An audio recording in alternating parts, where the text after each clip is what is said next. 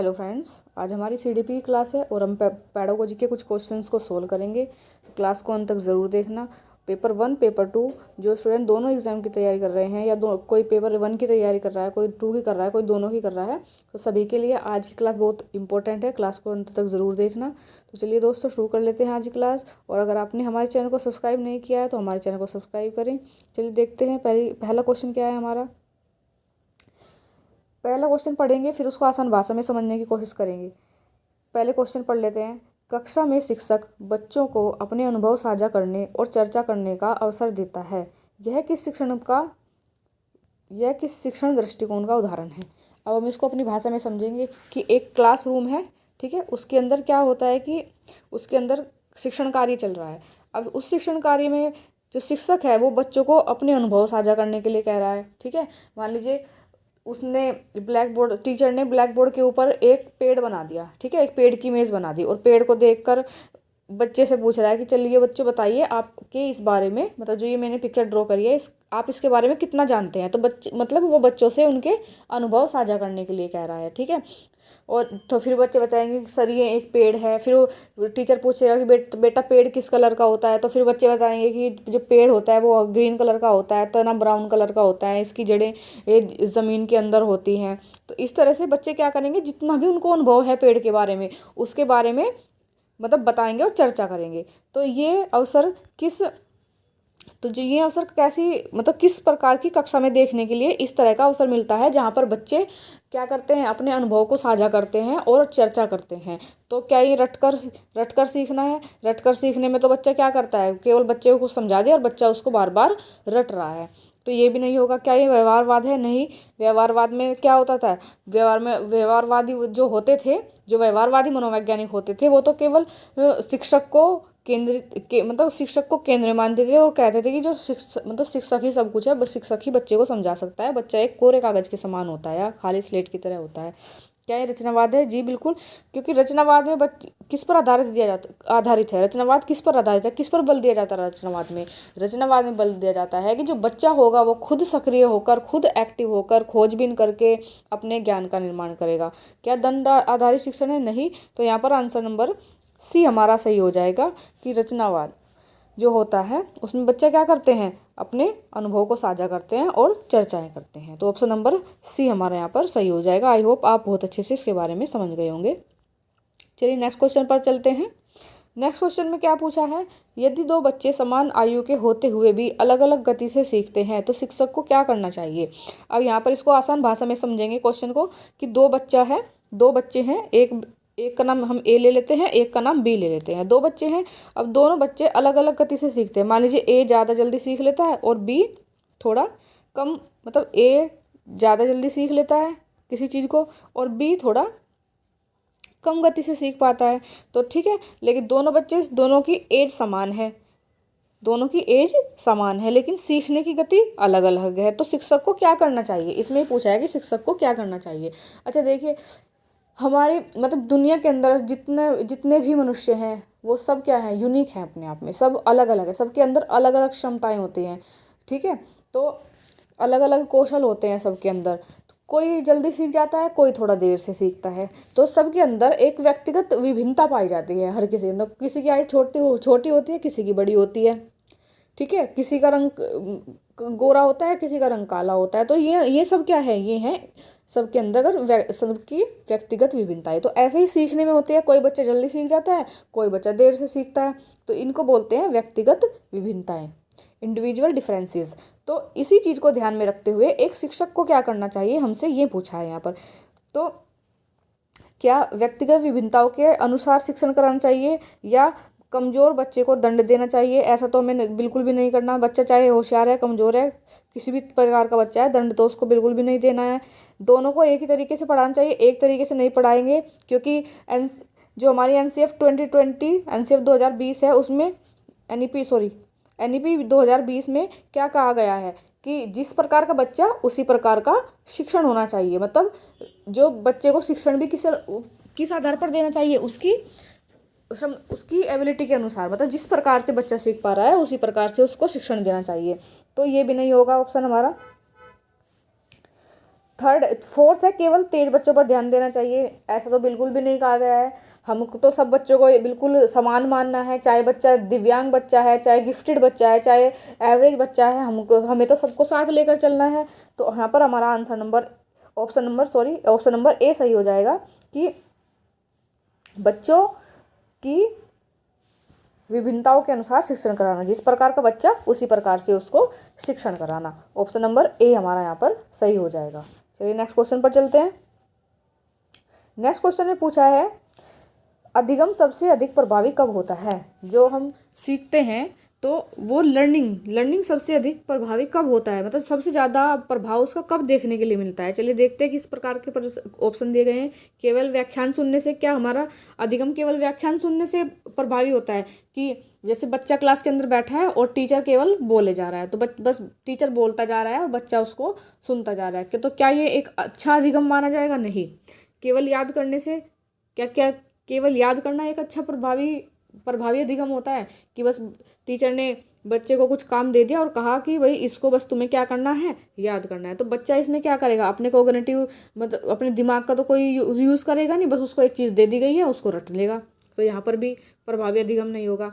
सक्रिय सहभागिता और अनुभव से, तो यहाँ पर जब बच्चा उसके अंदर एक्टिव होकर पार्टिसिपेट करेगा किसी चीज़ के अंदर और अपने जो उसके प्रीवियस अनुभव हैं, जो उसका प्रीवियस नॉलेज है, जो उसका पूर्व ज्ञान है, उसका उपयोग करेगा और एक्टिव होकर साझेदारी निभाएगा, तब बच्चा अपने ज्ञान का निर्माण बहुत अच्छे से कर पाएगा और इसको अधिगम का सबसे प्रभावी तरीका माना जाता है। क्या केवल गृह कार्य से केवल गृह कार्य दे दिया और कह दिया कि ये गृह कार्य करके लाना है, कल आकर चेक कराना है, तो क्या इससे अधिगम प्रभावी होगा? नहीं। तो अधिगम सबसे अधिक किससे प्रभावी होगा? जब बच्चा सक्रिय सहभागिता निभाएगा और अपने अनुभव से, मतलब जो भी उसके पास अनुभव है, जो उसके पास पिछला ज्ञान है, जो उसका पूर्व ज्ञान है, प्रीवियस नॉलेज है, उसका प्रयोग करेगा, तब सबसे अच्छा अधिगम माना जाता है। तो ऑप्शन नंबर यहाँ पर हमारा सी सही होगा। आई होप आपको क्लास अच्छी लग रही होगी, हर क्वेश्चन आपको बहुत अच्छे समझ में आ रहे होंगे। देखिए पेडागोजी का जो पोर्शन होता है वो कम, टोटल अगर मिलाकर देखा जाए तो आपको हिंदी लैंग्वेज में भी पेडागोजी के क्वेश्चन आते हैं, इंग्लिश लैंग्वेज में पेडागोजी के क्वेश्चन आते हैं। जो आपका मेन सब्जेक्ट होता है, जैसे कि मान लीजिए किसी का ईवीएस है, साइंस मैथ्स और सोशल साइंस होता है, तो वहाँ पर भी आपको पेडागोजी के क्वेश्चन देखने के लिए मिलते हैं। सीडीपी वाले पोर्शन में भी आपको पेडागोजी के क्वेश्चन मिलते हैं। तो सीटेट के अंदर आपको भर भर के पेडागोजी के क्वेश्चन देखने के लिए मिलते हैं। अगर आप उनको बहुत अच्छी तरह से समझ जाओगे, तो हर टॉपिक को बहुत अच्छी तरह से समझ जाओगे, आपको नॉलेज हो जाएगी कि किस तरह से रचनावाद के अनुसार आंसर निकाला जाता है, तो आप एक भी क्वेश्चन पेडागोजी का गलत करके बिल्कुल भी नहीं आओगे। और ये फ्री के नंबर होते हैं, बस आपकी समझ आधारित क्वेश्चन होते हैं। अब देखिए जैसे यहाँ पर हम समावेशी शिक्षा के बारे में बात करेंगे कि समावेशी शिक्षा का मुख्य उद्देश्य क्या होता है। जो इंक्लूसिव एजुकेशन होती है उसका जो मेन पर्पज़ होता है वो क्या होता है। तो यहाँ पर देखो क्वेश्चन को एलिमिनेट करके उसके बाद हम आंसर निकालेंगे। केवल हमें खुद ही दिख जाएगा कि क्या पॉजिटिव है इसके अंदर और क्या नेगेटिव है। रचनावाद के अनुसार जहाँ पर भी बच्चे की बात हो रही होगी, ठीक है, जहाँ पर बच्चे की सक्रिय भागीदारी की बात हो रही होगी, कोलैबोरेटिव लर्निंग की बात हो रही होगी, कोऑपरेटिव लर्निंग की बात हो रही होगी, समूह में बच्चों के सीखने की बात हो रही होगी, चर्चाओं की बात हो रही होगी, पूर्व ज्ञान की बात हो रही होगी, तो ये सब क्या है, पॉजिटिव वर्ड होते हैं। ठीक है, ये पॉजिटिव वर्ड होते हैं और आप इनके बेस पे ही क्वेश्चन का आंसर निकाल सकते हैं। तो जैसे देखिए यहाँ पर दिया है, हम लास्ट से शुरू करते हैं, डी ऑप्शन से शुरू करते हैं कि केवल परीक्षा परिणाम सुधारना एक समावेशी शिक्षा का मुख्य कार्य हो सकता है। नहीं, ऐसा तो बिल्कुल नहीं होता। क्या जो दिव्यांग बच्चों को अलग विद्यालय भेजना, क्या ऐसा कहीं कहा गया है कि जो दिव्यांग बच्चे होते हैं उनको अलग विद्यालय भेज? तो नहीं। जो हमारी इंक्लूसिव एजुकेशन होती है वो तो किसके बारे में बात करती है? वो बात करती है इंक्लूसिव एजुकेशन का मतलब ही क्या है, इंक्लूड करना बच्चों को, चाहे बच्चा दिव्यांग बच्चा है, गिफ्टेड प्रतिभाशाली बच्चा है, गिफ्टेड, और चाहे हमारा एवरेज बच्चा है, नॉर्मल बच्चा है, वो तो क्या कहती है, सबको एक साथ शिक्षा प्रदान करना, सभी बच्चों को समान अवसर देना। हाँ, ये हमारी इंक्लूसिव एजुकेशन बात करती है कि सभी बच्चों को समान अवसर देना, चाहे वो किसी भी कैटेगरी का बच्चा है। और क्या केवल प्रतिभाशाली बच्चों को पढ़ाना? तो क्या उनको ही पढ़ाएंगे जो गिफ्टेड बच्चे होते हैं? जो एवरेज बच्चा है, जो नॉर्मल बच्चा है, क्या हम उसको नहीं पढ़ाएंगे? हमारी उसके प्रति कोई जिम्मेदारी नहीं है। तो यहाँ पर खुद से ही देखो क्वेश्चन को, जो भी हमारे ऑप्शन है उनको एलिमिनेट करने से ही हमारा आंसर निकल के आ गया। सबसे पॉजिटिव आंसर आपको क्या देखने के लिए मिला इसमें, कि जो सभी बच्चों को समान अवसर देना, जहाँ पर सभी के लिए समान अवसर की बात होती है वो होती है हमारी समावेशी शिक्षा। यही समावेशी शिक्षा का मुख्य उद्देश्य है। आई होप आप समझ गए होंगे अच्छे से समावेशी शिक्षा के बारे में। चलिए चलते हैं नेक्स्ट क्वेश्चन पर। नेक्स्ट क्वेश्चन में पूछा है दोस्तों कि शिक्षक का सबसे महत्वपूर्ण कार्य क्या है। तो जो हमारे शिक्षक होते हैं, जो हमारे टीचर गुरुजन लोग होते हैं, उनका सबसे महत्वपूर्ण कार्य क्या होता है। इसको भी हम लास्ट से करना शुरू करेंगे, डी ऑप्शन से करना शुरू करेंगे। क्या अनुशासन के लिए दंड देना। तो ये पहले बहुत होता था कि बच्चा डिसिप्लिन में नहीं है तो क्या करो, उसको दंड दे दो, किसी को हाथ खड़े करके मतलब हाथ ऊपर करके खड़े कर दो, या किसी को मुर्गा बना दो, इसी तरह के पहले दंड दिए जाते थे। अब ये बहुत चीज़ें बहुत कम देखने के लिए मिलती है, क्योंकि अब हमारी जो एजुकेशन वो क्या हो गई है, वो हो गई है चाइल्ड सेंटर्ड। अधिक गृह कार्य देना, बहुत ज़्यादा काम दे दो। तो क्या ये एक शिक्षक का महत्वपूर्ण कार्य है कि बच्चे को बहुत ज़्यादा काम दे दिया और कह दिया कि चलो ये काम कर करके लाना, नहीं तो तुम्हारी कुटाई होगी कल। क्या एक शिक्षक का ये महत्वपूर्ण कार्य है। क्या केवल पाठ्य पुस्तक समाप्त करना कि चलो भाई जल्दी जल्दी क्या करते हैं, चलो जल्दी जल्दी सिलेबस पूरा कर देते हैं, ठीक है। क्या केवल शिक्षक का यही एक कार्य होता है। नहीं, शिक्षक का कार्य होता है बच्चों के सीखने में मार्गदर्शक बनना। जो बच्चे को सिखाया जा रहा है, बच्चे के सीखने में एक मार्गदर्शक का कार्य करना, फैसिलिटेटर का कार्य करना, तो एक सुविधादाता का काम करना। तो शिक्षक को क्या माना गया है रचनावाद में, शिक्षक को रचनावाद के अंदर माना जाता है सुविधादाता, मार्गदर्शक, ठीक है। तो दोस्तों यहाँ पर ऑप्शन नंबर बी हमारा यहाँ पर सही हो जाता है कि शिक्षक का महत्वपूर्ण कार्य है बच्चों के सीखने में मार्गदर्शक बनना। चलिए नेक्स्ट क्वेश्चन पर चलते हैं। नेक्स्ट क्वेश्चन ने पूछा है सीखने का सही आकलन किससे होता है। मान लीजिए बच्चा रोज स्कूल जा रहा है, ठीक है, रोज स्कूल जा रहा है और पढ़ के रोज स्कूल जाता है, पढ़ के आता है। तो ये हम वही पूछ रहे हैं कि बच्चा कितना सीख पाया है। तो हम उसका आकलन कैसे करेंगे। क्या केवल हम इस बेस पे बच्चे का आकलन कर लेंगे कि उसने अपना होमवर्क पूरा किया है कि नहीं किया है। क्या हम इस बेस पे उसका आकलन कर लेंगे क्या उसने अपना क्लास वर्क सही से किया है कि नहीं किया है, या उसके टेस्ट में कितने नंबर आ रहे हैं। नहीं, कभी भी इन चीज़ों से बच्चे का आकलन नहीं होता है। चलिए देखते हैं ऑप्शन में क्या दिया है। ऑप्शन नंबर ए दिया है केवल वार्षिक परीक्षा पर, कि जब एनुअल एग्जाम हो जाएंगे अगर उसके अच्छे मार्क्स आ गए बच्चे के, तो हमारा बच्चा तो भाई बहुत अच्छा पढ़ रहा था पूरे साल, वो बहुत होशियार बच्चा है। केवल मौखिक परीक्षा में, मतलब उससे ओरल टेस्ट लिया और उसने अच्छे से वो वहाँ पर क्लास में सुना दिया टीचर को, तो क्या उससे आकलन हो जाएगा कि बच्चे ने कितना सीखा। या केवल अंक देने से कि टेस्ट हुआ और टेस्ट में बच्चा अच्छे मार्क्स लेकर आ गया, तो क्या उससे उसका आकलन हो जाएगा कि बच्चा कितना सीखा। बच्चे का इन चीज़ों से आकलन नहीं होता है। इन चीज़ों से आकलन पहले टाइम में होता था जब व्यवहारवाद था। अब रचनावाद है, और रचनावाद के अनुसार जो बच्चे का सही आकलन होता है वो सतत एवं व्यापक मूल्यांकन से होता है, जिसको CCE, ठीक है, CCE से। नेक्स्ट क्वेश्चन पर चलते तो यहाँ पर हमारा ऑप्शन नंबर सी सही हो जाएगा कि जो बच्चे का सही आकलन है वो किससे होता है, सतत एवं व्यापक मूल्यांकन से, continue and comprehensive elevation. Question number 7 देखते हैं। और क्या पूछा है 7 में, एक बालक कठिन कार्य शिक्षक की सहायता से कर लेता है पर अकेले नहीं कर पाता, यह किस अवधारणा से संबंधित है। कल मैंने आपको वाइगोत्स्की के सिद्धांत से रिलेटेड क्वेश्चन कराए थे, और वहाँ पर हमने देखा था कि एक ही क्वेश्चन को 3-4 तरीके से बार बार घुमा के पूछ रहा है। और मैंने आपको ये भी बताया था कि जो वाइगोत्स्की हैं वहाँ से आपको 2 से 3 नंबर देखने के लिए मिलेंगे, क्योंकि CDP वाला जो पोर्शन होता है आपका कम से कम 2 नंबर तो वहाँ पर पूछ जाते हैं। और जो पैडागोजी वाला पोर्शन होता है, चाहे वो लैंग्वेज हो कोई सी भी, या तो हिंदी हो या इंग्लिश हो, या आपका जो सोशल साइंस होता है आपका सब्जेक्ट होता है, वहाँ पर पूछ लेगा। लेकिन पैडागोजी में भी 1 नंबर या 2 नंबर जरूर वाइगोत्स्की से आपको देखने के लिए मिलता है।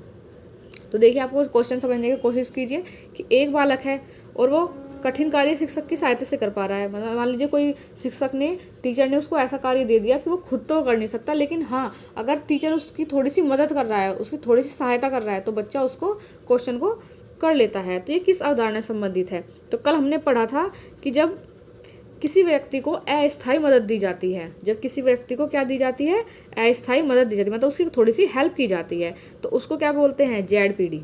क्या बोलते हैं उसको, जेडपीडी। तो यहीं पर यहाँ पर यही पूछा गया कि एक बालक कठिन कार्य शिक्षक की सहायता से कर लेता है पर अकेले नहीं कर पाता, तो इस अवधारणा को क्या कहेंगे, इस अवधारणा को कहेंगे ZPD, zone of proximal development, जिसको हिंदी में समीपस्थ विकास का क्षेत्र या निकष्ट विकास का क्षेत्र भी बोलते हैं। और ये क्वेश्चन कहाँ से आया है, वाइगोत्स्की से आया है। देखो तो यहाँ पर पेडागोजी में भी वाइगोत्स्की से क्वेश्चन देखने के लिए मिलता है, तो ऑप्शन नंबर बी हमारा यहाँ पर सही हो जाएगा। चलिए नेक्स्ट क्वेश्चन पर चलते हैं।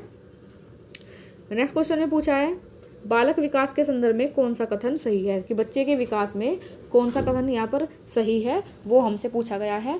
तो ऑप्शन नंबर ए, विकास केवल शारीरिक होता है। तो क्या केवल विकास शारीरिक होता है? क्या हमने ऐसा कहीं पढ़ा है कि जो विकास होता है, जो डेवलपमेंट होता है, वो केवल शारीरिक होता है, कॉग्निटिव कोई डेवलपमेंट नहीं होता? तो ये गलत हो गया हमारा ऑप्शन, ये ऑप्शन हमारा गलत हो गया। ऑप्शन नंबर बी, विकास निरंतर और क्रमबद्ध प्रक्रिया है।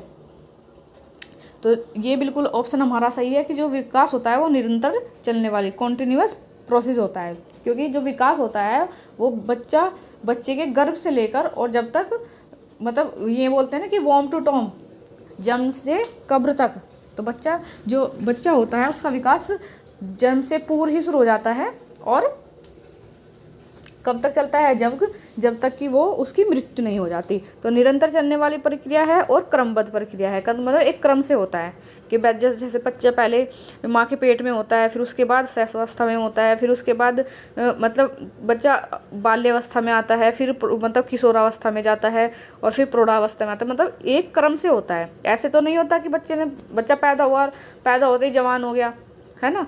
तो ये मतलब जो विकास होता है ये भी एक क्रम से होता है। तो विकास निरंतर चलता है और क्रम से होता है, तो विकास निरंतर और क्रमबद्ध प्रक्रिया है। ऑप्शन नंबर सी, क्या विकास केवल जन्म के बाद होता है? क्या केवल आपको ऐसा लगता है कि विकास जन्म के बाद होता है? जन्म से पहले भी तो विकास हो रहा होता है, जब भ्रूण होता है, जो माँ के पेट के अंदर होता है, तो वहाँ पर भी तो उसका विकास ही हो रहा होता है। तो ये भी गलत हो गया हमारा।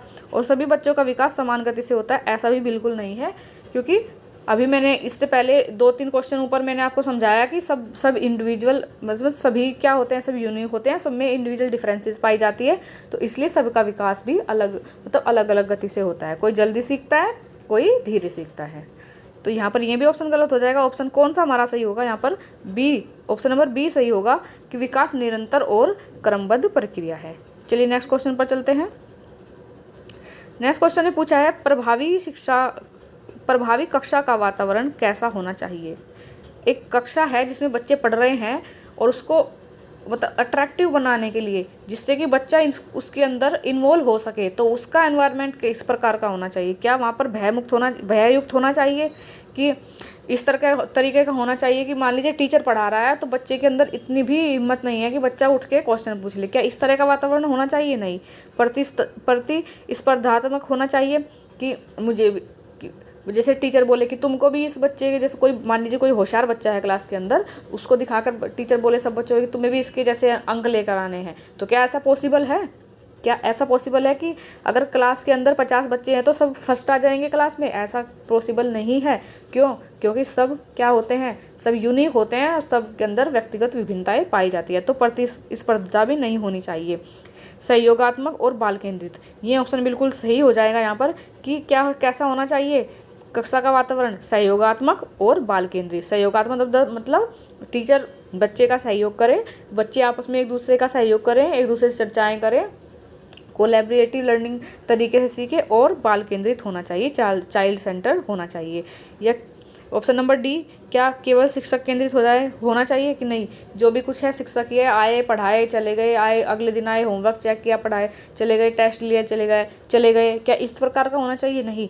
तो एक मतलब प्रभावी कक्षा का वातावरण कैसा होना चाहिए? सहयोगात्मक और बाल केंद्रित। तो ऑप्शन नंबर सी यहाँ पर सही हो जाएगा। और चलिए नेक्स्ट क्वेश्चन पर चलते हैं। आज की क्लास का हमारा लास्ट क्वेश्चन है, इसके बाद आप कमेंट करके ज़रूर बताना आज की क्लास आपको कैसी लगी। लास्ट क्वेश्चन है, रचनावाद को ध्यान में रखते हुए सबसे उपयुक्त शिक्षण कौन सा माना जाता है? यहाँ पर अगर ये क्वेश्चन दो तरीके से हो सकता था कि एक हो सकता था कि व्यवहारवाद को ध्यान में रखते हुए सबसे उपयुक्त शिक्षण कौन सा माना जाता है, तो उसके आधार पर क्या होता, तब आंसर अलग होता। और अब हमसे पूछा है रचनावाद के अनुसार, क्योंकि सीटेट में जितने भी क्वेश्चन आते हैं मोस्टली सब रचनावाद पर आधारित क्वेश्चन आते हैं, क्योंकि जो भी व्यवहारवाद के क्वेश्चन होते हैं वो हमारे अदर एग्जाम में जैसे यूपी टेट वगैरह में वहाँ पर पूछे जाते हैं। तो यहाँ पर हमसे पूछा है रचनावाद को ध्यान में रखते हुए, तो क्या रचनावाद रटने पर आधारित होता है? नहीं। परीक्षा केंद्रित होता है? नहीं। केवल व्याख्यान आधारित होता है? नहीं। तो रचनावाद किस पर आधारित होता है? रचनावाद आधारित होता है बाल केंद्रित एवं गतिविधि आधारित।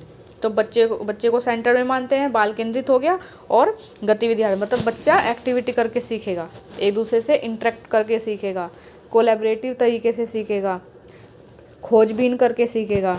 तो रचनावाद को ध्यान में रखते हुए जो हमारा शिक्षण होता है वो कैसा होता है? बाल केंद्रित और गतिविधि आधारित। तो ऑप्शन नंबर सी हमारा यहाँ पर सही हो जाएगा। तो दोस्तों आज की क्लास में इतने ही क्वेश्चन थे। आई होप आपको क्लास अच्छी लगी होगी। क्लास अच्छी लगे लाइक करें, शेयर करें और कमेंट में ज़रूर बताना आपको क्लास कैसी लगी। मिलते हैं नेक्स्ट वीडियो में। धन्यवाद।